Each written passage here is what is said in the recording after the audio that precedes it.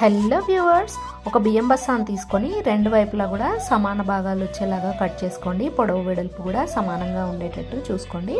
తర్వాత కట్ చేసుకున్న వాటిని ఇలా పెట్టేసుకొని పిన్ పంచ్తో పిన్ చేసుకోవచ్చు, లేదంటే చేత్తో కుట్టుకోవచ్చు, మిషన్ మీద అయినా కుట్టుకోవచ్చు అండి. నేను ఈజీగా పిన్ పంచ్తో ఇలా చేసి చూపిస్తున్నాను. రెండు వైపులా కూడా ఇలా పెట్టేసుకొని క్లోజ్ చేసేసుకుంటే మనకి బేస్ అనేది రెడీ అయిపోతుంది.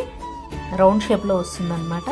దీన్ని రివర్స్లో తీసుకొని ఇలా పైన వైపున ఫోల్డ్ చేసుకొని క్యారీ బ్యాగ్ ఉండే ఇలాంటి పట్టీలని హ్యాండిల్స్ లాగా పెట్టేసుకోవాలన్నమాట. రెండు వైపులా కూడా సేమ్ అలాగే చేసుకుంటే మనకి ల్యాండ్రీ బ్యాగ్ అనేది రెడీ అయిపోయిందండి. మిషన్ మీద కుట్టుకుంటే మాత్రం చాలా స్ట్రాంగ్గా ఉంటుంది.